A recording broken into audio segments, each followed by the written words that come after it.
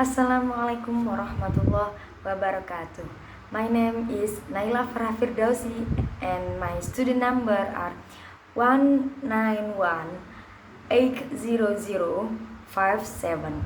And in this occasion, I would like to tell you about the translation process and procedure. But firstly, you have to know what is the process of translation and what are the process of translation. And now we will talk about the process of translation. Jadi the process is everything the translator do from his work start until his work finish. Jadi baik itu termasuk bagaimana movement pensilnya, bagaimana translator itu memecahkan masalah dan membuat keputusan. Jadi semuanya proses tersebut itu dinamakan atau termasuk proses dari translation. Jadi mulai dari translator itu mengetahui source text-nya. Jadi di sini itu kita mengenal dengan dua istilah, source text yakni teks yang akan kita terjemahkan, dan target text yakni teks yang nantinya akan kita hasilkan sebagai translator. Jadi apa saja yang terjadi dari dia menerima tugas atau dia menerima source text dari atasannya sampai dia telah menghasilkan terjemahan itu dalam masa tersebut itu kita menyebutnya process of translation. And then we have to know what are the process of translation.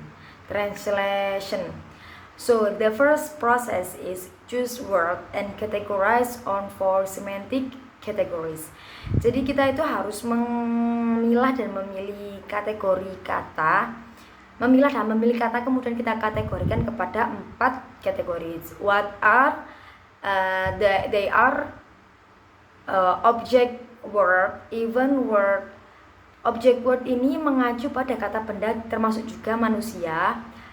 And then even word ini action kata kerja, action yang biasa kita kenal atau biasa diwakili dengan verb, kata kerja ya.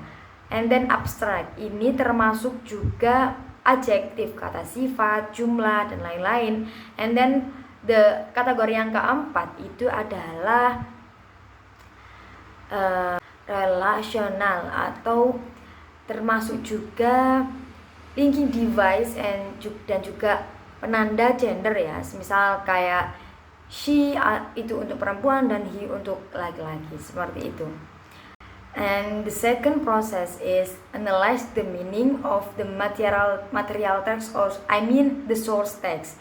Jadi di proses yang kedua ini translator itu menganalisa source text. Jadi source text ini dianalisa apa maknanya, itu diterjemahkan hanya dalam mind of translator. Jadi hanya di dalam pikiran translator itu dimaknai atau diterjemahkan hanya dalam pikirannya translator. Ini adalah step yang kedua atau proses yang kedua.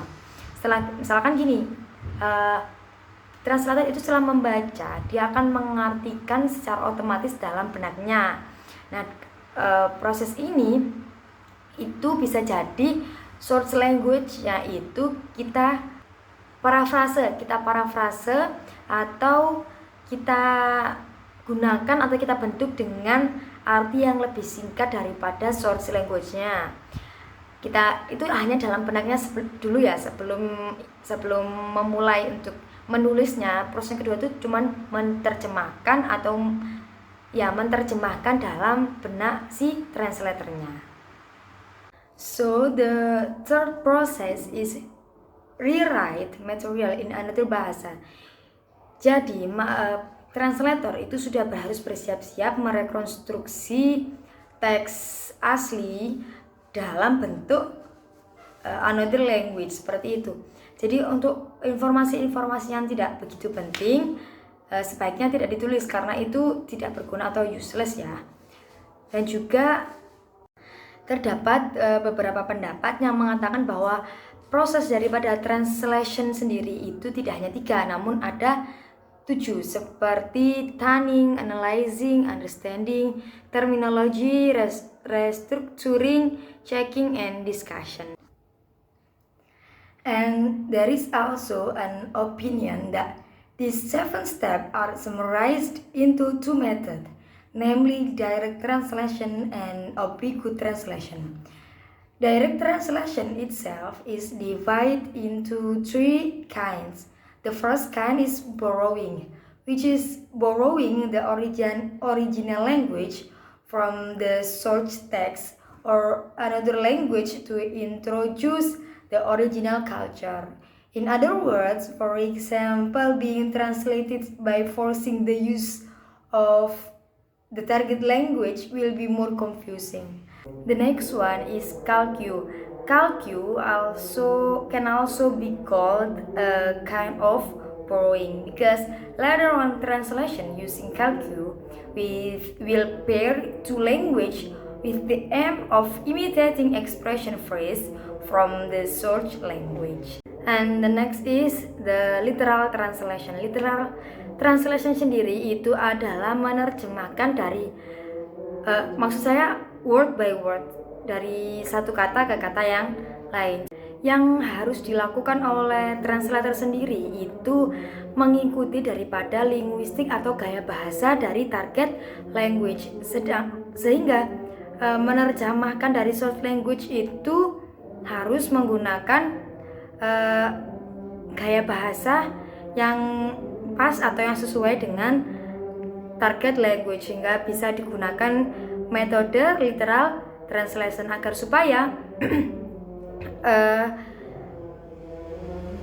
maksud dari source text sendiri tidak sampai berubah kepada maksud yang lain. Yang metode kedua itu adalah oblique translation, dan oblique translation itself divide into 4 kinds. The first is transposition, modulation, equivalence, and adaptation. That's all from me. Thank you.